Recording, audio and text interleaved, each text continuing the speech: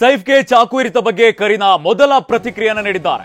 ಇನ್ಸ್ಟಾಗ್ರಾಂನಲ್ಲಿ post ಹಾಕಿದಂತಹ ನಟಿ ಕರೀನಾ ಕಪೂರ್, ಇದು ನಮಗೆ ಅತ್ಯಂತ ಸವಾಲಿನ ದಿನವಾಗಿತ್ತು.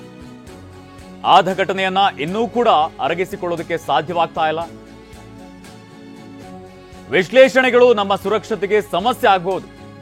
ಆಘಾತದಿಂದ ನಾವು ಹೊರಬರಲು ಸ್ವಲ್ಪ ಸಮಯ ಬೇಕು ಅಂತ ಪೋಸ್ಟ್ ಹಾಕಿದ್ದಾರೆ. ಇನ್ನು ಮಾಧ್ಯಮಗಳಿಗೆ ನಟಿ ಕರೀನಾ ಕಪೂರ್ ಮನವಿ ಮಾಡಿದ್ದಾರೆ. ಸೈಫ್ಗೆ ಚಾಕು ಇರಿತ ಬಗ್ಗೆ ಕರೀನಾ ಕಪೂರ್ ಮೊದಲ ಪ್ರತಿಕ್ರಿಯೆಯನ್ನು ನೀಡಿದ್ದಾರೆ. ಇನ್ಸ್ಟಾಗ್ರಾಂನಲ್ಲಿ ಪೋಸ್ಟ್ ಹಾಕಿದ್ದಾರೆ. ಇದು ನಮಗೆ ಅತ್ಯಂತ ಸವಾಲಿನ ದಿನವಾಗಿದೆ. ಆದ ಘಟನೆಯನ್ನ ಇನ್ನೂ ಕೂಡ ಅರಗಿಸಿಕೊಳ್ಳೋದಕ್ಕೆ ಸಾಧ್ಯವಾಗ್ತಾ ಇಲ್ಲ ಅಂತ ಪೋಸ್ಟ್ ಹಂಚಿಕೊಂಡಿದ್ದಾರೆ.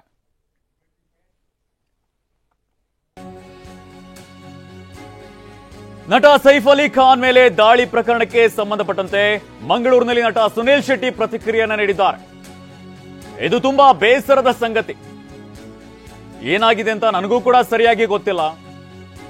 ಸೆಕ್ಯೂರಿಟಿ ಸಮಸ್ಯೆ ಆಗಿದೆ ಅಂತ ಕಾಣುತ್ತೆ ಅಂತ ಸುನೀಲ್ ಶೆಟ್ಟಿ ಹೇಳಿಕೆಯನ್ನು ನೀಡಿದ್ದಾರೆ.